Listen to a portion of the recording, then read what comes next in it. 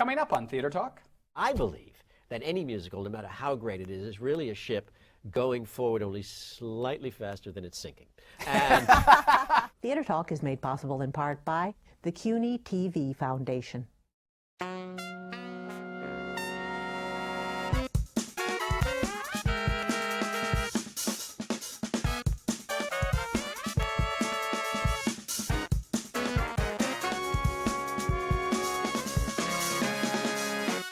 From New York City, this is Theater Talk. I'm Michael Riedel of the New York Post. And I'm the show's producer, Susan Haskins. Now, I've been to a lot of opening nights on Broadway, but to me, the most exciting remains the opening night of a musical called Titanic. And you were at that show with me. That's right. And I'll never forget, this was a show that had some struggles in previews, and the expectations were kind of low. But that opening night, by the end of that show, everybody in my row, including Lauren Bacall and the writer Peter Stone, who wrote the show, were in tears, and Susan Haskins as well. That's right.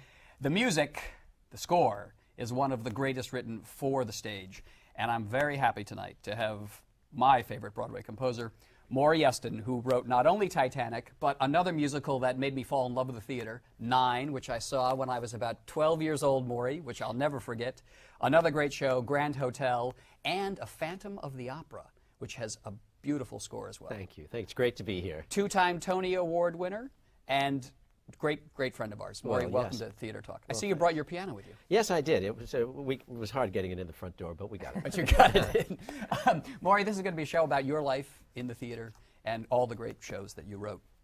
Let's start with Nine, because that was the one that I saw as a kid, and the movie's out now. Good one to start with. It was your idea. Yes. To take 8.5 and turn it into this musical. Yep. Where did that idea come from? Well, you know, I was very lucky. I wanted to write shows ever since. The first two shows I saw growing up as a kid were My Fair Lady and Guys and Dolls. I mean, My Fair Lady, I saw Rex and Julie. So, I mean, if that's how you're starting, I knew I wanted to do this. We won't even talk about what college and growing up and we'll get to that. But the point was that's what I wanted. And when I was about 17 years old, I saw this fantastic Fellini movie. In those days, you went and saw all the art films, and I fell in love with that film for a variety of reasons. Not the least of which was that it was about a guy in sort of crisis and a crisis of identity. And when you're an adolescent, you identify with that adolescence. And I just loved it and adored it. And later on, I was in the BMI Music Theater Workshop run by Lehman Engel. And boy, what a group that was. There was like Ed Kleban was sitting over here and Alan Menken was sitting over there. And he was teaching us how to write shows and how to write lyrics. And the second year, he said, start a project. And don't worry about whether you'll ever get it on. You're writing to keep your pencil sharp. And that was the project I wanted to dearly turn into a piece of musical theater. And I just started writing it. What was the first song you wrote for Nine? The first song I wrote for Nine was Nine. That was the reason I loved that movie. There's a scene in the middle of that movie when the little 8 or 9-year-old boy, the young Guido, the main character, is being taken out of a bath as a child by his mother and his aunts and his grandmother along with the other little boys, and they're being swaddled affectionately in gigantic Italian sheets and dried and put to bed. And it's an image of absolute unconditional female love, of childhood, absolute security. You can see that these women are a buffer against anything difficult in the world. And I so loved that moment. That was my way into the piece, what women meant to this young boy. And I later discovered that was probably the place where he stopped emotionally growing. Yeah. And he kept wanting women to be that for him. But of course, you do have to grow up. Will you play us the first song Well, you wrote? that was for Nine. Yep. He hears the voice of his mother from the past. Guido, caro mio, time to come out of your bed, wrap you up in a mother's love, take a towel and dry your little head. Time to come out in the air, sleepy pup in your mother's arms, plant a kiss on your lips I've put you to bed. 9, Guido. Happy birthday to you. The song continues, celebrating his birthday until he finally, time to come out of your egg. Wrap you up in your mother's arms. Don't conceal what you feel. Let it shine. That you'd like to be always mine.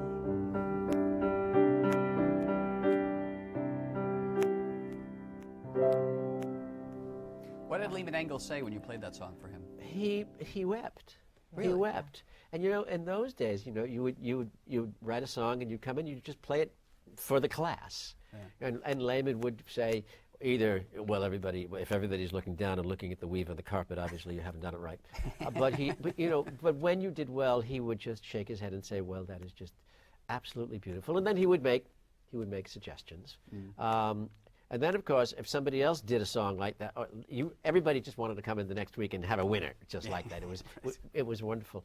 But that was the way into it. That was the way into that character. And I think everything about my growth as a writer is really learned through writing. I don't think you can teach writing, but you learn it by writing. And I think that was one of the examples of learning from Lehman how it is that a theater song has to be at point B, having started at point A by the end of the song. Otherwise, it's not a theater song. It doesn't go. And that song starts with the little boy coming out of the bath and ends with an extraordinary revelation of the character of the adult, as well as the boy, not to mention the fact that the man and his past child of his are on stage at the same time, which is intensely theatrical and very close to what Fellini wanted to do in his film in the first place, which was to depict the world of the future, of the present and the past, and fantasy at the same time. All in his mind. So it was my way in at the project.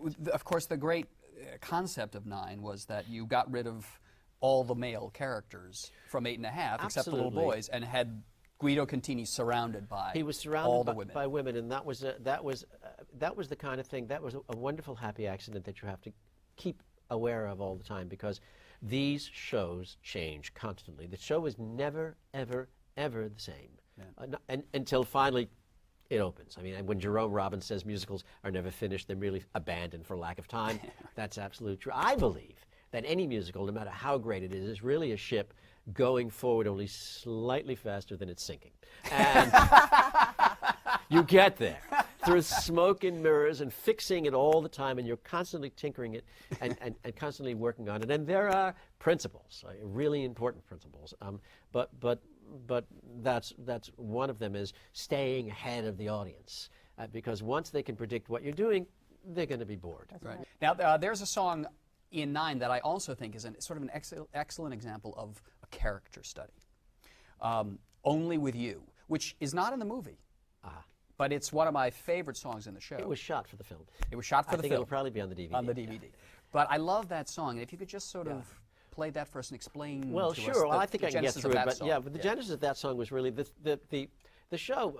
Very early, you hear a song called Guido's Song, which is about the main character who really wants everything. Yeah. I mean, you know, like a sort of Aristotelian. And everything in moderation, but everything. Can you give us a little sense of Guido's Well, song? actually, one of the things that I learned from that very, very early on was the whole idea that characterizes my music, which is the piano or the orchestra becomes a major character in the song, terribly important. And for me, that was just his initial character and a leitmotif that tells you who he is. Just that little spark that goes off in him all the time. And it's almost like when we first meet Guido, he's surrounded by reporters. He can't answer any questions. He's going out of his mind. He's gone away to a spa with his wife. His mistress has shown up unannounced. And he's finally, and his producer, who he's running away from, has said, I'm coming there tomorrow. And he's just got to get rid of everybody. And basically he says, please, no, we'll have a press conference later on. It's almost like toys falling out of a closet, you know?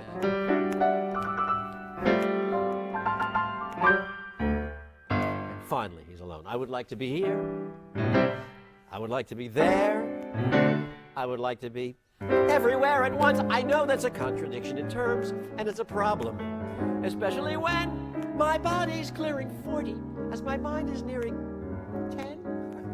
That becomes Guido's song. And the other thing that happens in that song is I had been so in love with the idea of countermelody, the idea of doing big numbers on stage in which one part of the cast is singing one thing and another part of the cast is singing something against it. As, for example, in the Grand Canal, somebody is singing, "This is the Grand Canal," and then somebody else is singing, "Row me." And I had done it in so many different ways in the Germans at the Spa. I thought, well, why can't I do a countermelody with one person singing his own countermelody? And that's where Guido says, you know what, I'm not enough for myself. I got to have two of me. And then he sings, "I would like to be here, sing along with myself in a song. To be there, walking down the lane now, everywhere, everywhere, everywhere." That's a contradiction in terms I want to be here with a counter. So he's already bifurcated or trifurcated. He wants everything. And despite the fact that he knows that he can't have it, he's still frustrated that he can't want it. Right. And he is a serial monogamist. Yes, he is a son of a... Yes, he is cheating on his wife and on his mistress, but he's deeply in love with each of three women when he's with each of three women. There's his wife, there's his mistress, and there's an actress, Claudia, who is his muse and his inspiration. And that's when he sings...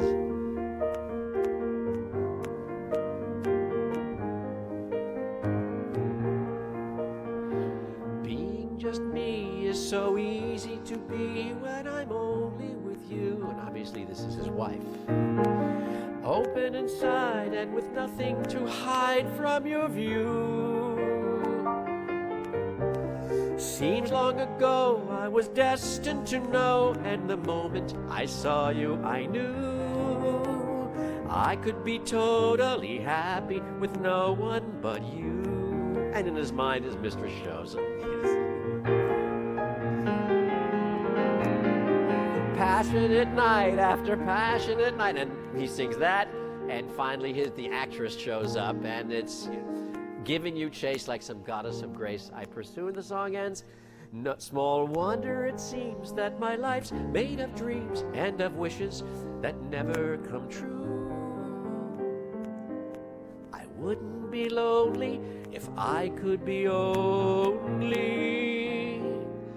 with you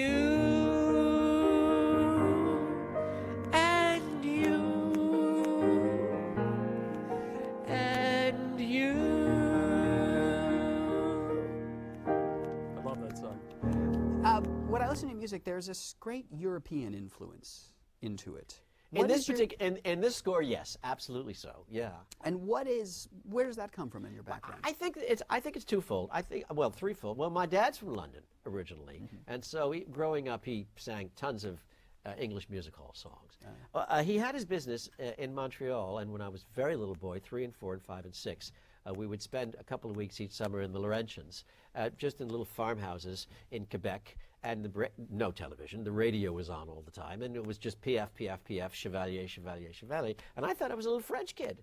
And I think there's a lot of French influence in my work.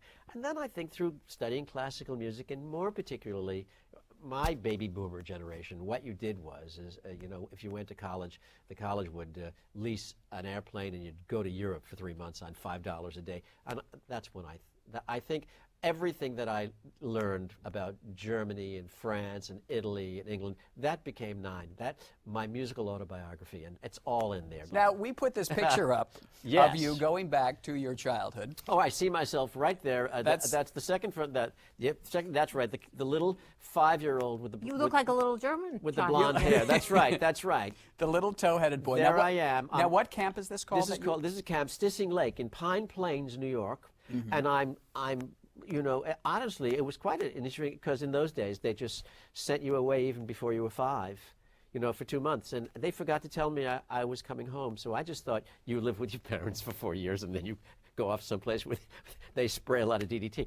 But what's interesting about it, if you just look up and to the left, you'll see one of the senior camp counselors, Jerry Herman. His parents are either side of him, and they owned the camp. And his mother. That's Ruth Herman, the famous Ruth. I remember her like it was yesterday. She was a member of the Hadassah in Jersey City, and she had the most fantastically powerful voice. She could sing. When she sang When the Moon Comes Over the Mountain, Yeah. she was Kate Smith plus Ethel Merman. The walls shook. And I hear her voice in Jerry's music still today. Was this a musical theater camp? that No, you it were at? wasn't. No, this was just a local camp from, I should forgive my parents. In those days, they got you out of the city because there was a terrible fear of polio. And you just went out to the countryside. But he was writing music then, and I was writing music then. You were writing music oh, when yeah, you were... absolutely. I had started playing the piano before I was 5, and my mother started teaching me. She had learned piano, and I started writing music immediately. Can you play us something you wrote when you were I a won kid? an award. I won an award at the local community center. It was an award for something called Hebrew Melody. Well, how can you play that? It went like this.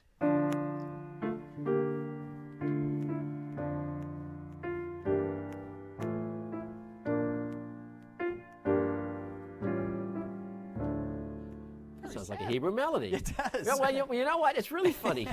But I have been told by So a lot of sad, people, that's Maury, people say to me sometimes, no matter what, and even in comedy material, I sense there's a streak of melancholy in your music. Well, obviously, it must have started there. But honestly, there are so many Broadway composers who have a cantor in their background. My mother's father, my grandfather, was a Jewish Orthodox cantor. And I think Kurt Weill had a cantor, either father or grandfather, Irving Berlin. And I think it has a lot to do with the fact that even before you can walk, you're carried in your mother's arms into a very big room. It's Yom Kippur. You don't know that. There's a man on stage in a costume. He's singing in a huge tenor voice to everybody, shaking the walls. Everybody else is singing with him. And honestly, to walk into a theater and have somebody stand on stage, you just take that as being normal. That's musical theater. Yeah, and so, not to mention the fact that he's expressing everybody's emotions for them. Perhaps there's something to that. Now, speaking of these Hebrew melodies, you've written a Bible show. Well, yeah, that was actually, again, that was the next project. I mean, you need to understand, we've never thought that any of the things that we were writing in workshop were ever going to get produced. So 9 was just an exercise. Please, It was not going to be. Yeah, so after writing 9, I thought, okay, my next project, I'm going to write a musical based on the first 5 books of the Bible. I'll call it 1, 2, 3, 4, 5. It was about numbers in those days. And I thought, I had this idea. It was sort of not really the 1,000-year-old man or the Mel Brooksian idea, but it's sort of my own idea, probably having gone to a parochial school, that I wanted to feel guilt-free about the Bible. And I thought, well, what about if there was a family of ordinary people, just like all of us, living next door to all the major stars of the Bible? And whatever happened to the big shots happens to us, not even our fault. And I had begun to write, and I eventually convinced Larry Gelbart to write it with me, and we did it, I don't know. It just sort of, something about it just didn't click. Did it ever get on? Well, we did it at the Manhattan Theater Club for a little while, and I thought it was really great, but it didn't move from there, and magically nobody reviewed it. Somehow my agent, God bless her, Flora Roberts, managed to convince everybody not to review it. She said it's not ready yet, and they're just trying it out. But one of the songs that came from it is a song called New Words, and that song became quite... I guess quite something as a result of that. Would you give us New Words? I would be very happy to do that. Is there any setup for this? No, there's no. The whole point of this song is that there's no setup for this.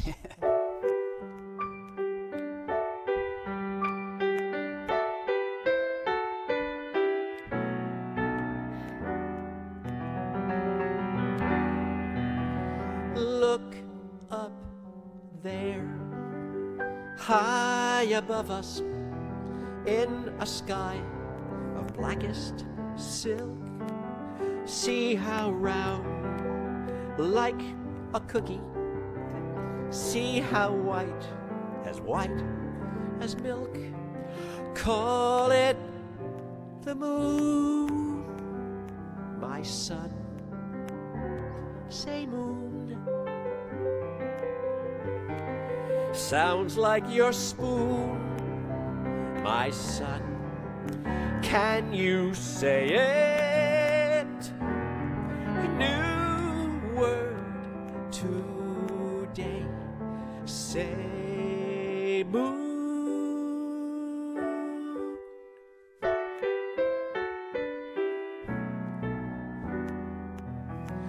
Near the moon, brightly turning, see the shining sparks of light. each one new, each one burning through the darkness of the night. We call them stars, my son. Say stars. That one is Mars, my son. Can you say it? New word today. Say stars as they blink all around us, playing starry-eyed games. Who would think it astounds us, simply naming their names? Turn your eyes from the skies now, turn around and look at me. There's a light in my eyes now, and a word for what you see. We call it love, my son. Say love. So hard to say, my son. It gets harder. New words today we'll learn to say. Learn moon, learn stars, learn love.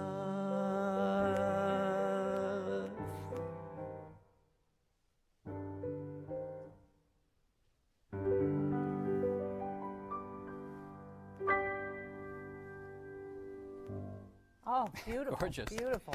Did you ever have a lyricist writing partner, or were you always from Never. the beginning writing music? Never. and In the lyrics? workshop, I had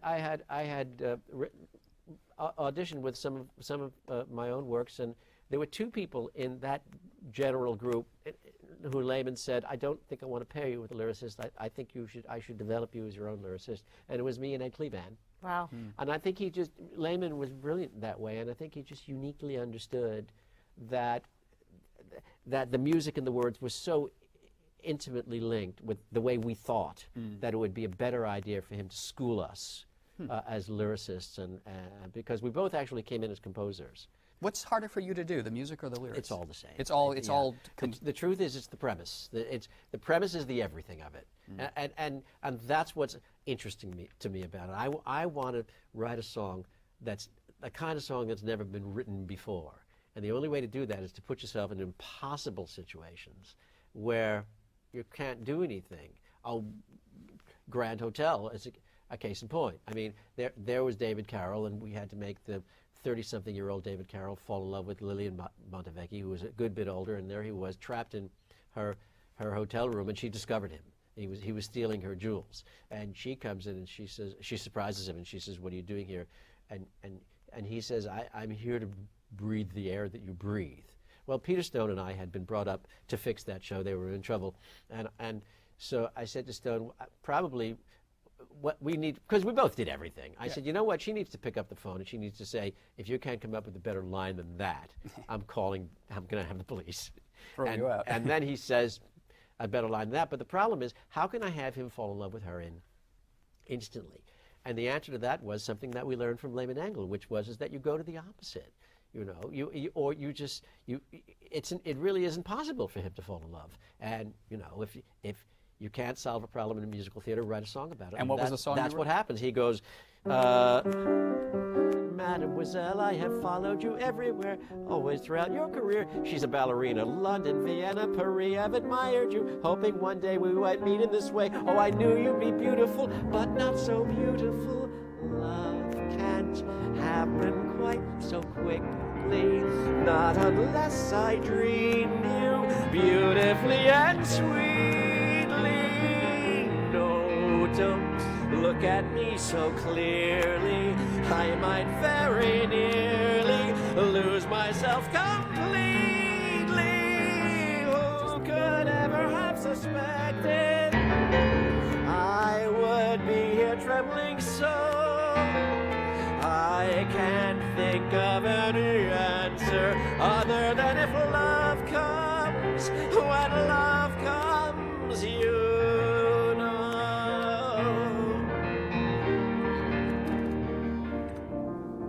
A beautiful song that stopped the show every single night in Grand Hotel. Listen, Maury, we've only scratched the surface, so will you stick around for another segment? We're going to talk about Grand Hotel and how you fix a show that's in serious trouble out of town and previews. Not to mention your own show. Because this man is the expert. So stay with us. Join us next week, I should say, on Theater Talk with Maury Yeston.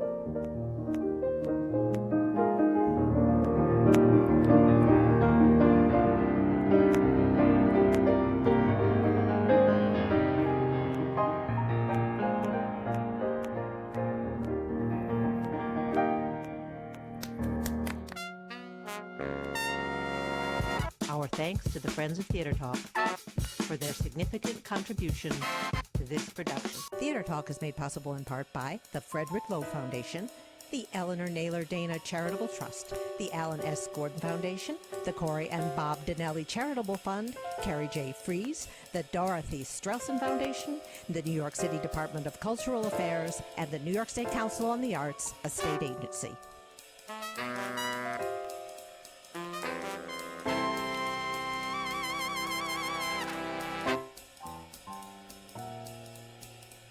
We welcome your questions or comments for Theater Talk. Thank you and good night.